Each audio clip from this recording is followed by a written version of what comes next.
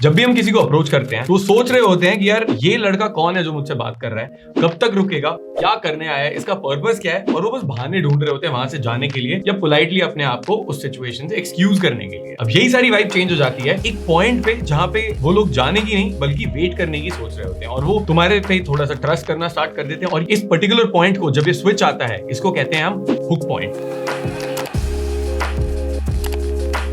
और इधर पहुंचना किसी भी इंटरैक्शन के लिए बहुत ही ज्यादा इंपॉर्टेंट है, नहीं तो वो इंटरैक्शन वहीं पे खत्म हो जाता है। तो हुक पॉइंट पे कैसे पहुंचते हैं? यार तो पहली चीज, हुक पॉइंट वो होता है जब वो लड़की तुम्हें एज अ स्ट्रेंजर नहीं सोच रही होती है and she is there waiting for you. और उसका सिग्नल्स क्या होते हैं वहां पे? रादर देन उसका बॉडी लैंग्वेज जैसे साइड में है कि वो जाने वाली है, उसका बॉडी लैंग्वेज तुम्हारी तरफ होता है। Rather than her being very jittery and sort of moving back, her feet are more rested and she's sort of like this and she's making eye contact and she's relaxed on her back foot, lightly making eye contact, looking at you. Next is अगर वो smile कर रही है, अपने बालों के साथ खेल रही है, सारी चीजें इंडिकेट करती हैं कि लड़की का वहां रहने का मन है। अगर ऐसा हो रहा है लड़की का बॉडी लैंग्वेज जैसे साइड में है and she is just looking to go, ऐसे ऐसे देख रही है over her shoulder, that means उसको वहां पे रुकना नहीं है, उसको वहां पे कोई भी इंटरेस्ट नहीं है। शुरू के पहले मिनट में यूजुअली थोड़ा सा लड़कियां ऐसे साइड में होती हैं, बट तुम्हारे वर्बल्स या तुम किस तरीके से उससे बात कर रहे हो उससे डिक्टेट होता है कि क्या वो इतनी इंट्रीग्ड रहेगी या इंटरेस्टेड रहेगी तुमसे बात करने के लिए या चली जाएगी। तो यहाँ पे थोड़ा सा तुम्हें पोजिशन करना ही पड़ेगा। There are some mistakes that people make during this situation जिसकी वजह से उनका हुक पॉइंट आता ही नहीं है और वो उनके इंटरेक्शन हमेशा एंड हो जाते हैं। One of the most common mistakes that people make is वो लड़की के पर्सनल इंफॉर्मेशन मांगते हैं कि यार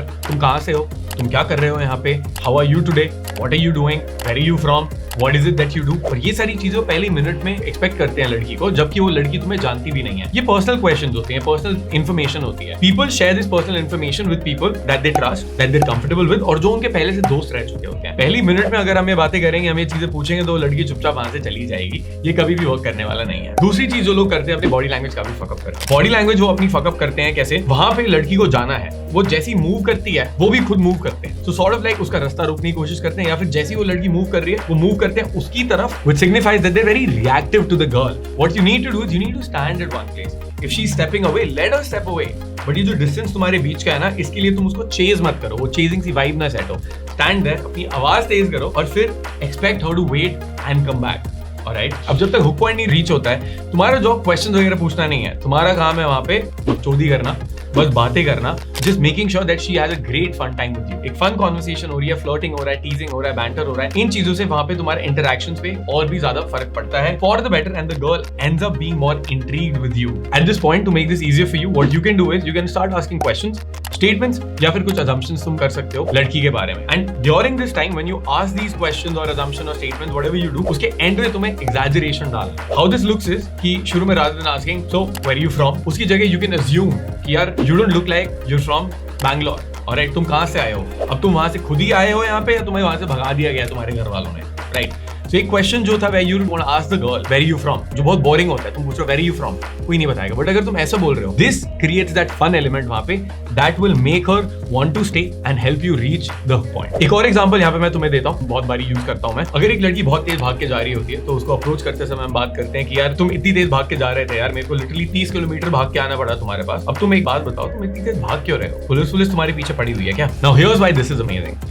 पहली चीज, जब तुमने अप्रोच करा वहां पे तुमने पहले ही फन और एग्जैजरेशन डाल दिया कि मैं 30 किलोमीटर दूर से भाग के आया हूं तुमसे बात करने के लिए, व्हिच मींस तुम मुझसे बात करने आए हो, मतलब इंटेंट भी तुमने दिखा दिया कि तुम लड़की में इंटरेस्टेड हो। Then you added that fun element through exaggeration. यार पुलिस तुम्हारे पीछे तो नहीं पड़ी, तुम बैंक तो नहीं लूट के आए हो, and that will make her laugh and make her crack. As soon as she laughs, as soon as she cracks, या फिर कहीं पे भी एक म्यूचुअल रिस्पेक्ट तुम्हारे लिए फॉर्म हो जाता है, तुम हुक पॉइंट रीच कर जाते हो और वहां पे इंट्रीग एंड इंटरेस्ट और भी ज्यादा लड़की का तुम्हारे लिए बढ़ जाता है। अब इस पॉइंट पे तुम्हारे इंटरेक्शन में एक और चीज हो रही होगी, तुम्हें शिट टेस्ट और फ्रेम बैटल्स मिल रहे होंगे। अगर तुम्हें पता नहीं शिट टेस्ट क्या है या फ्रेम बैटल्स क्या है, वो दोनों वीडियोस प्लीज यहाँ पे जाके तुम लोग देख लो। शिट टेस्ट और फ्रेम बैटल्स मिल रहे हैं तो कई बार लोग ना घबरा जाते हैं जब लड़की बोलती है क्या तुम ये सारी लड़कियों से ऐसी बातें करते हो, तुम मेरे से ही क्यों बात कर रहे हो, किसी और लड़की से क्यों नहीं कर रहे हो, क्या तुम्हारे पास कुछ काम दाम नहीं है, is this a prank, are you recording this? All these are examples of shit test. तो यहाँ पे तुम्हें अपनी फ्रेम मेंटेन करनी है, तुम्हें अपना कॉन्फिडेंस मेंटेन करना है, एंड यहाँ पे भी तुम्हें एग्जैजरेशन से, फन से तुम्हें इनको टैकल करना है। डरना नहीं है, बिकॉज कोई भी लड़की किसी को शिट टेस्ट दे रही है कि यार क्या तुम हर एक लड़की से ऐसे बात करते हो, वो तभी दे रही होती है अगर वो तुम में इंटरेस्टेड है। You can understand कि यार this is an opportunity for me to get her even more attracted towards me. So rather than being depressed, be more excited. And एक बार when you pass the shit test or you pass the frame battle, now the girl will start to have some respect for you.